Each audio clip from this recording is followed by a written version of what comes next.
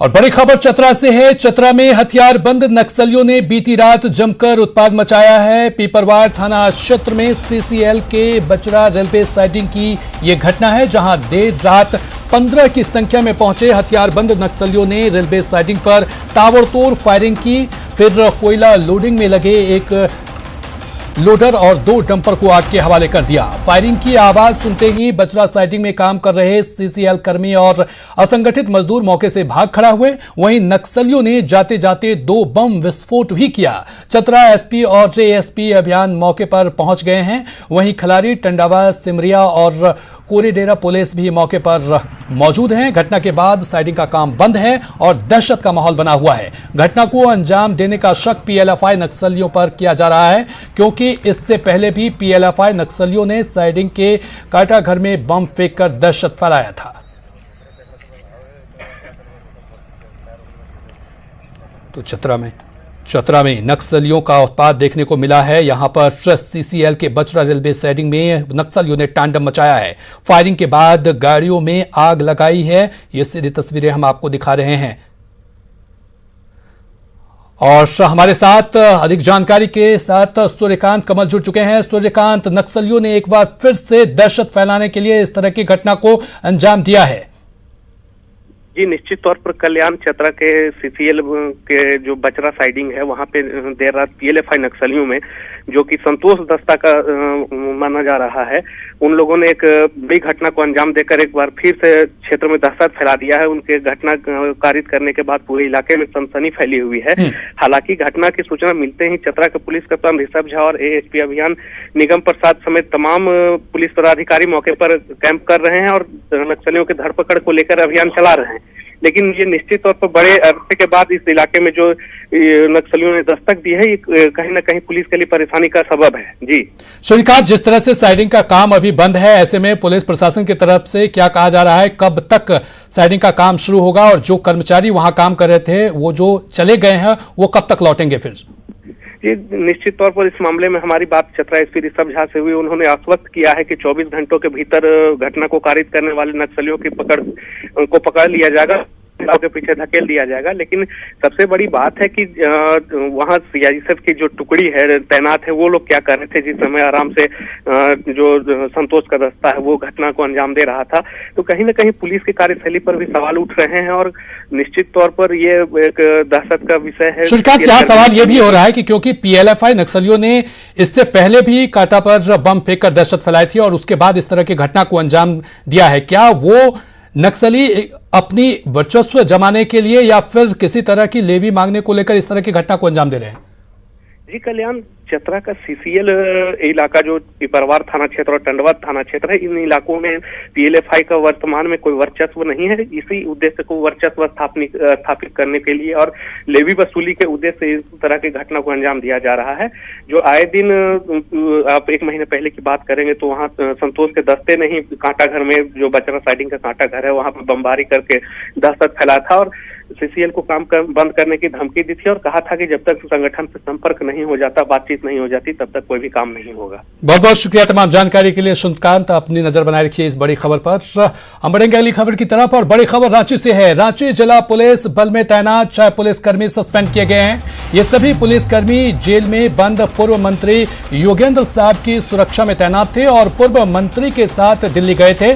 जानकारी के अनुसार जेल में बंद योगेंद्र साहब आंख का इलाज कराने के नाम पर दिल्ली के एम्स रेफर किए गए थे, लेकिन वे इस दौरान कई जगहों पर घूमते पाए गए थे।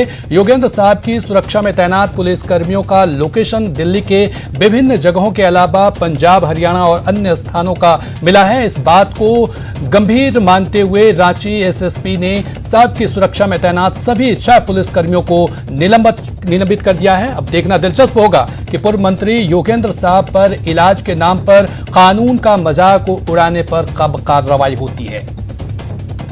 इधर इलाज के नाम पर पूर्व मंत्री योगेंद्र साहब की ओर से किए गए मजाक पर न्यूज 18 कुछ सवाल उठा रहा है।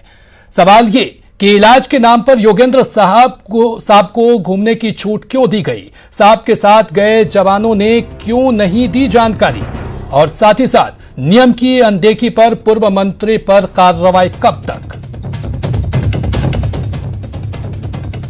चलिए और अधिक जानकारी के साथ हमारे साथ ओम प्रकाश जुड़ गए हैं। ओम प्रकाश, जिस तरह से यहां पर इलाज के नाम पर योगेंद्र साहब को घूमने की छूट मिली और ऐसे में कई पुलिसकर्मियों को अभी निलंबित किया गया है, आगे कब तक कार्रवाई होगी इस मामले में?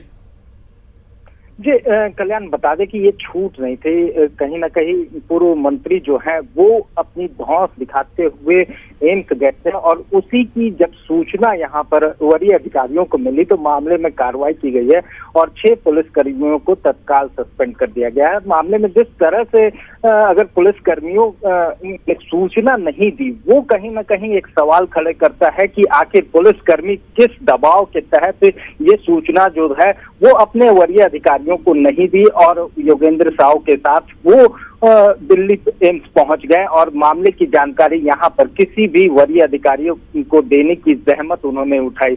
तो ये साफ तौर से कहीं ना कहीं उन 6 पुलिस कर्मियों की भी कहीं ना कहीं विफलता है। वो साफ तौर पे ये दर्शाती है कि पुलिसकर्मी जो पूर्व मंत्री की कहीं ना कहीं किसी दबाव में आ गए थे और उसी की बानगी है कि वो बगैर सूचना दिए हुए यहाँ से दिल्ली चले जाते हैं। मामले की सूचना जब वरीय अधिकारियों को मिली तो इस पर कार्रवाई तो की गई है, वहीं इस मामले की जांच भी की जा रही है और जो भी लोग इसमें दोषी होंगे उन पर कार्रवाई की जाएगी।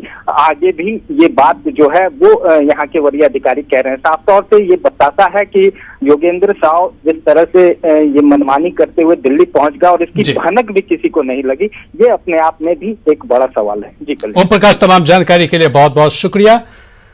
चलिए बढ़ेंगे अगली खबर की तरफ और खबर जमशेदपुर से है। जमशेदपुर में बिष्टपुर पुलिस को अवैध गुटखा निर्माण के खिलाफ बड़ी सफलता हाथ लगी है। बिष्टपुर पुलिस ने गुटखा खैनी की 2 मिनी कंपनी का खुलासा किया है। धक्कीडीह के रिहायशी इलाके में बंद घर में लाखों करोड़ों का ये अवैध धंधा चल रहा था, जिसके पुलिस को आज तक भनक नहीं थी। सूचना के बाद जब कार्रवाई के लिए पुलिस मौके पर पहुंची तो मशीन और सामान देख पुलिस की आंखें भी खुली की खुली रह गई।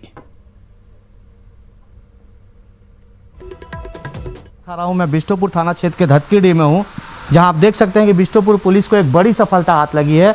जहां बिष्टुपुर थाना प्रभारी के साथ पूरे थाना के जो टीम है वो एक गुप्त सूचना पर छापेमारी करके आप देख सकते हैं किस तरह गुटखा खैनी का एक कंपनी जो है उस कंपनी का खुलासा हुआ है।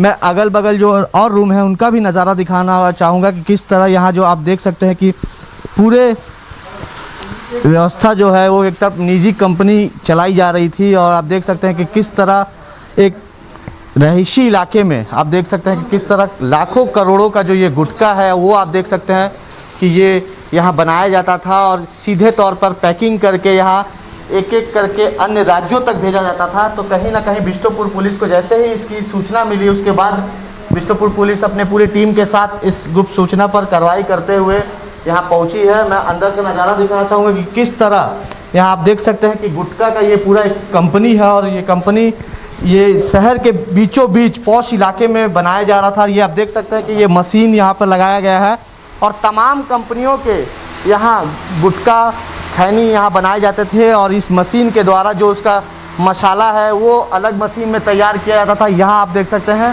कि ये दूसरे मशीन में मसाला जो है वो तैयार किया जाता था। इसके बाद इस मसाले को यहाँ पैक किया जाता था और इसके द्वारा पैकिंग के साथ साथ आप देख सकते हैं कितनी भी जो गुटखे की कंपनियाँ हैं उसका आप देख सकते हैं कि स्टिकर यहाँ पे लगा हुआ है और तमाम गुटखों का आप देख सकते हैं कि इसमें पैकिंग होता था। और सीधे तौर पर कहीं ना कहीं जो झारखंड सरकार के जो दावा था कि पूरे झारखंड में गुटखा पर बैन लगा दिया गया है वो आप देख सकते हैं कि किस तरह यहाँ अवैध तरीके से चलाया जा रहा था और बिष्टुपुर पुलिस ने कार्रवाई करते हुए कहीं ना कहीं एक बड़ा खुलासा किया है। हालांकि इस मामले में अभी तक किसी की गिरफ्तारी नहीं हुई है, मगर जल्द थाना प्रभारी का कहना है कि जल्द ही इस मामले का खुलासा होगा। जो इसके पीछे है उनकी जल्द से जल्द गिरफ्तारी की जाएगी। न्यूज़ 18 के लिए जमशेदपुर से आशीष कुमार तिवारी। चलिए बढ़ेंगे अगली खबर की तरफ। आज हेमंत सोरेन कैबिनेट की बैठक होने जा रही है। रांची के प्रोजेक्ट भवन में 4 बजे से आयोजित कैबिनेट की बैठक में शिक्षा, स्वास्थ्य, ग्रामीण विकास सहित कई विभागों के 1 दर्जन से अधिक प्रस्तावों पर मुहर लगने की संभावना है। अधिक जानकारी दे रहे हैं संवाददाता भुवन किशोर झा। मुख्यमंत्री हेमंत सोरेन के नेतृत्व में आज कैबिनेट की बैठक होगी।